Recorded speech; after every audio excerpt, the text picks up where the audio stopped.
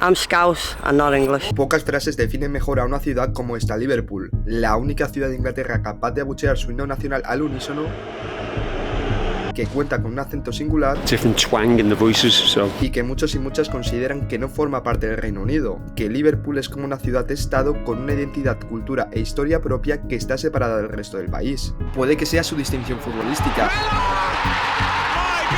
los grupos musicales que han nacido aquí o una historia marcada por la migración y la multiculturalidad, pero lo cierto es que la esencia de Liverpool es totalmente distinta a la del resto de Inglaterra, así que conviene preguntarse por qué, de dónde viene esta identidad única, si es mayoritaria en la ciudad y si esto podría llevar a un proceso de intento de independencia en los próximos años.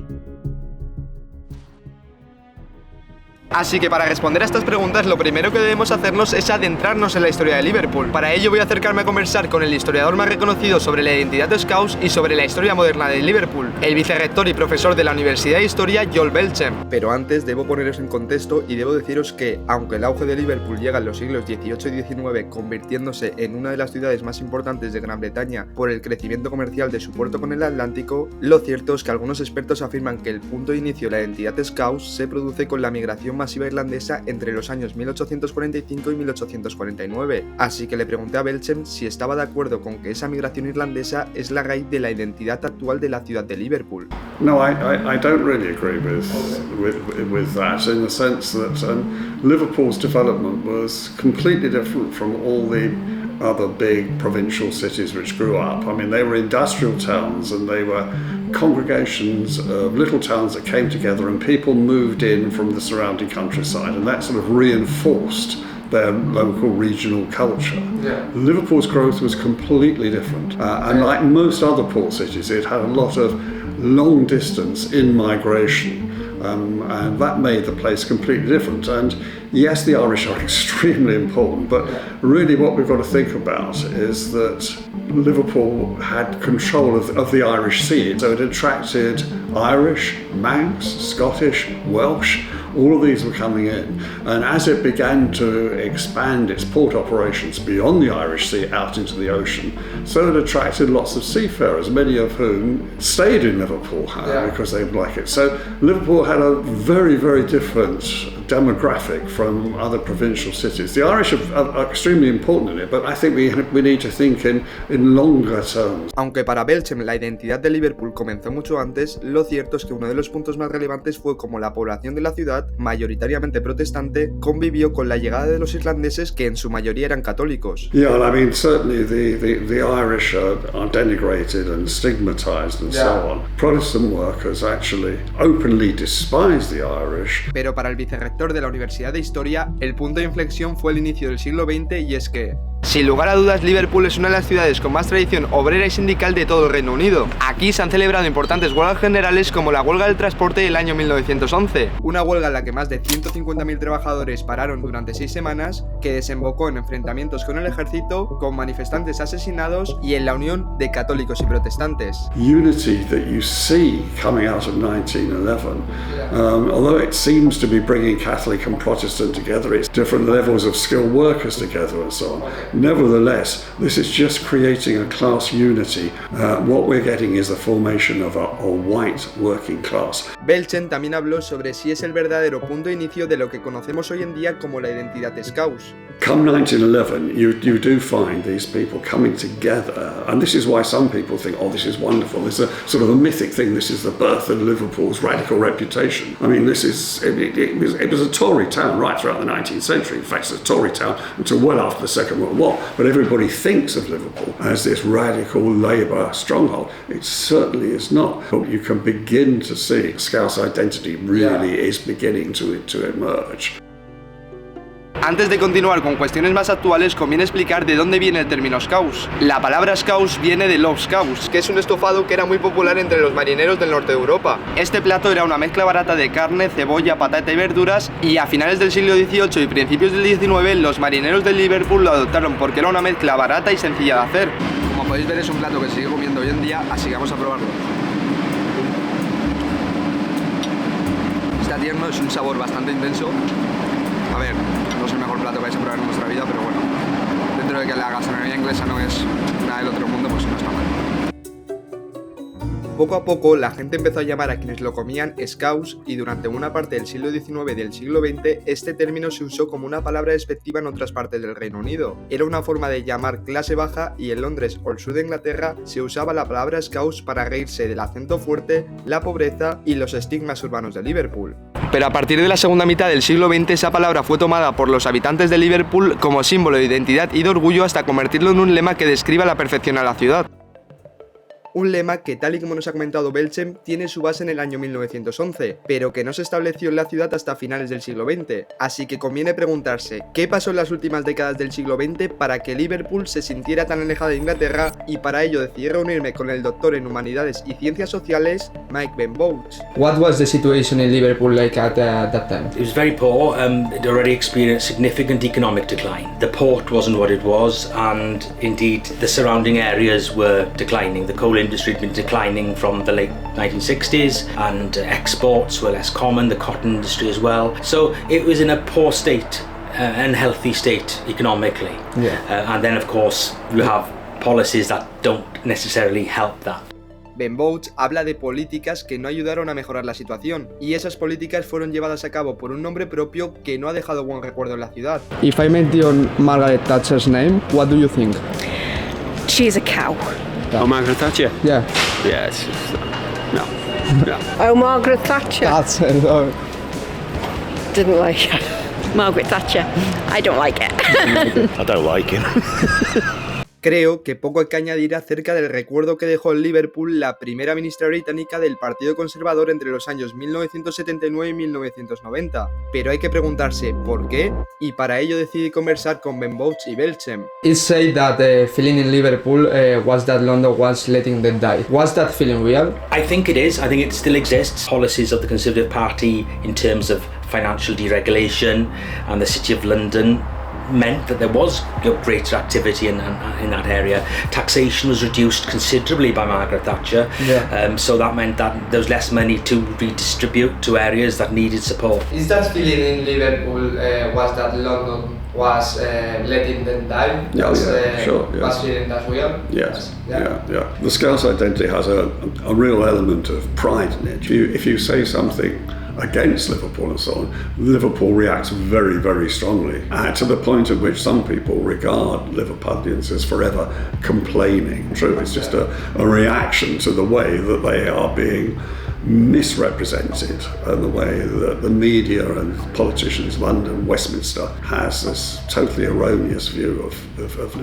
Belchem argumentaba que si tú hacías algo en contra de Liverpool, Liverpool reaccionaba. Precisamente este sentimiento en la ciudad de que Londres les estaba dejando morir, sumado a las tensiones entre la policía local y la comunidad negra, desembocó en los disturbios de Townsend del año 1981, un conflicto que fue una muestra clara del descontento de Liverpool con el gobierno. Tras los disturbios se descubrió un documento interno llamado Manas Decline, o lo que es lo mismo abandono planificado. Este documento fue redactado por el ministro de Thatcher, Geoffrey Gow, y en el mismo se decía que el gobierno tenía que aceptar la decadencia de Liverpool y no gastar más dinero en intentar salvarla. Mientras que Belchem me explicó las consecuencias de esa medida. Yes, it's the first place in the UK to be given European Union Objective 1 funding, which means that its standard of living is less than 75% of the average. Benbows me argumentó que no fue tan relevante. It wasn't applied though in as it was written. It was part of the Conservative Party that was very hardline free market. Okay. There was another element of the Conservative Party which was not that popular with Margaret Thatcher, but they said you can't afford to let a place go all the way down because of the social problems. Antes de continuar hablando con los expertos, conviene explicar que, aunque nos podríamos centrar en la música o el arte, lo cierto es que en pocas ciudades los equipos de fútbol representan también la identidad de una ciudad como el Liverpool.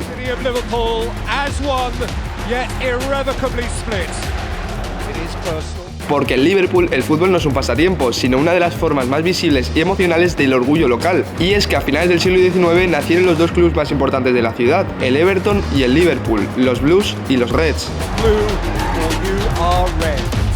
Desde el inicio, estos dos clubes, que brotan de raíces obreras, son símbolos de pertenencia, identidad y resistencia en la ciudad. Pero como no, fue sobre todo en la década de 1980 cuando estas dos instituciones apadrinaron el sentimiento Scouse. Cuando la ciudad se sentía abandonada por Londres, Anfield y Goodison Park se convirtieron en templos de esperanza.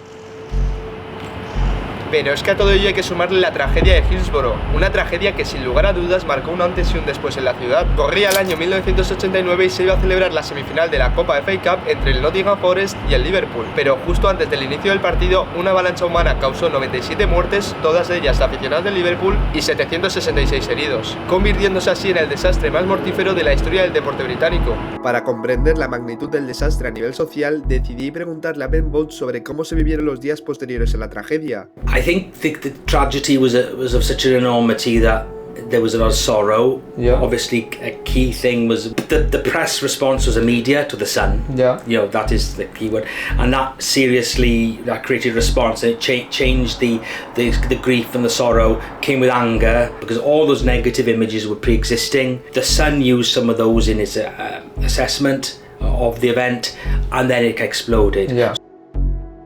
Antes de nada conviene recordar que todo esto sucedió durante el mandato de Margaret Thatcher, y es que en los días y semanas siguientes la policía difundió noticias falsas a la prensa sugiriendo que el vandalismo y el estado de embriaguez de los aficionados del Liverpool había causado el desastre. La culpabilización de los aficionados del Liverpool por parte de la prensa y por parte de algunos miembros del gobierno persistió incluso después del informe Taylor del año 1990, un informe que esclareció que la causa principal fue la falta de control de multitudes por parte de la policía. Precisamente una de las cuestiones que teóricamente más molesta a los habitantes de Liverpool es que se sienten discriminados por los medios del resto de Inglaterra, así que decidí preguntarle a Ben Bolt si esto era cierto. The London media reportedly described Liverpool as an ungovernable and extremist city, or a city of the strikers, idlers and criminals. Did the people of Liverpool feel discriminated against by the west of England? They still do, I think. Yeah. They did at the time. They did even earlier on than the 1980s. There was negative about Liverpool going into the 70s and 60s, and the port had a bad reputation going back in time. So there's a lot of negatives against Liverpool, and some very assumptions that people from Liverpool would be thieves, that they would to steal off other people, yeah. And that was something that really hurt. Por último, decidí preguntarles a Belchen y Ben Bolt la pregunta clave: si la consolidación de la identidad Scouse en Liverpool fue la era de Margaret Thatcher. Yeah, in a sense it brings, yes, all Liverpoolians together thinking that they are being misrepresented and abused. That's a very difficult period in Liverpool's history. Margaret Thatcher was very easy to have as a villain across the country, in mining areas, but also in Liverpool. It did make Liverpool angrier. La era de Margaret Thatcher fue clave, pero hay que preguntarse nuevamente si es el único motivo que ha determinado la identidad de Liverpool. Otra de las cosas que más ha determinado la identidad Scouse es su acento. La llegada de irlandeses, galeses y de personas de otras partes del Imperio Británico generó un nuevo acento híbrido de la entonación melódica, consonantes suaves y rítmicas y vocabulario y ritmo propios del puerto de los marineros, por lo que se podría decir que el acento Scouse nació literalmente del cruce cultural de los muelles. Ese acento tan distintivo fue despreciado por el resto de Inglaterra, que lo utilizaban exageradamente para burlarse de los habitantes de Liverpool. En las calles, en los programas de televisión, en los periódicos, se ridiculizaba el acento y se asociaba con personas de clase baja, borrachos o delincuentes. Pero como ocurrió con el término Scouse, ese desprecio generó unión y el acento se convirtió en un símbolo de identidad y de orgullo local. Para conocer el acento, adentrarnos en la actualidad y ver si ese sentimiento Scouse sigue estando presente en la sociedad de Liverpool, qué mejor manera que hablar con la gente local. Así que vamos a ello. What difference Liverpool apart from the west of England? Everybody's friendly. Very strong individual identity. We know who we are. The people, definitely the people, yeah. Well, we've been forgotten a lot, so it's everyone in the area's kind of disassociated themselves from the rest of England. More friendly. I just think the people are just friendlier, different than the rest of the country. I think if you go down south, it's a lot different. Las personas, la amabilidad, el orgullo son algunas de las diferencias que los habitantes de Liverpool ven con el resto de Inglaterra, pero otra de las preguntas que conviene hacerles es si todavía se sienten discriminados por el resto del país. Do you think Liverpool is still discriminated against by the west of United Kingdom today? Marginally, but no more than any other pocket. Yeah, definitely, yeah. Sometimes, yeah. Sometimes. Yes. Absolutely. Because of our stance and our self-sufficiency and our belief in ourselves. Yeah, I do think so, yeah. Yeah, sometimes it is. Not as much as it was when I was young, maybe 50 years ago. Muchos de los habitantes de Liverpool consideran que la ciudad sigue estando discriminada por el resto de la nación, pero una de las preguntas más relevantes para conocer el desapego identitario con el resto del país es si apoyan a Inglaterra en los deportes. When there is a national team football match or the Olympic Games, do you want England to win?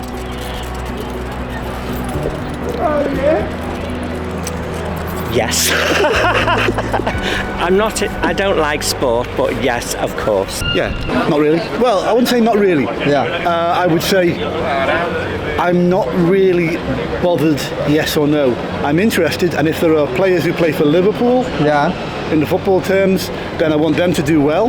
But otherwise, I'm as interested in Spain or Portugal, because also a lot of the England supporters don't bring any credit to our country. Yeah, I do. No. To be honest with you, I do for any players that play for Liverpool. I'm not really. I'm more into Spain or Italy. Yeah. Not the men's team. Yeah, I don't really watch England in the football, but yeah, I want them to win, yeah. I wouldn't say no, but I just don't care. Vemos que cuando se mete el deporte de por medio las respuestas son más dispares, así que por último decidí preguntarles acerca de qué opinaban del lema Scouse Not English. What do you feel when you hear the phrase Scouse Not English? I feel that we're that believes in itself, and in the past has been treated badly by the nation. We are therefore against the nation and the national government. Proud? Good. Yeah. I think it's good. We've got our own identity, yeah. Proud, really. We are obviously English, but deep down inside we are Scouse. It's fine. Proud to be Scouse. No os lo voy a negar, a lo largo de todo el reportaje hay una duda que se me lleva pasando por la cabeza, y es que si ese sentimiento identitario que tan presente está en la sociedad de Liverpool se puede transformar en un futuro en un intento de independencia con respecto al Estado británico. Para responder a esta pregunta y otras relacionadas con la más pura actualidad de Liverpool, he decidido contactar con una de las personas que más sabe sobre la relación entre la identidad Scouse y la política británica, el profesor de política de la Universidad de Liverpool, el Dr. David Jeffrey. Hello, my name is Dr. David Jeffrey. I'm a senior lecturer in British politics at the University of Liverpool.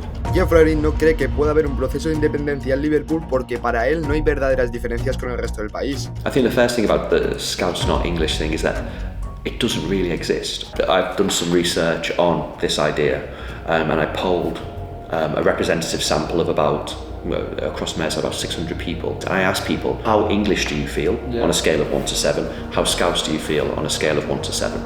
Just 3% of people said that they feel some element of Scouse but no element of English. So what we get is basically a saying that is used in football matches. For some reason, take that as a pronouncement of how people in the city as a whole feel. And that's highly unrepresentative. People say things and do things at football matches that, doesn't represent. And it's also when they say Scouse Not English, there's also a dimension about, we'll support Liverpool, we won't support England because of football reasons. That doesn't necessarily mean that people don't see themselves as English. So I think, again, this goes back to the idea, it's popular culturally to say Scouse Not English because you can put it on merchandise and you can make yourself sound special. It's like a way of branding the city, but it doesn't actually reflect how people feel. El profesor de política nos muestra que quizás esas diferencias entre Inglaterra y Liverpool no son tan notorias, así que creo que la mejor manera de concluir el reportaje es preguntarle a los tres expertos sobre el famoso lema Scouse Not English. What do you think of the slogan, "We are Scouse, not English"?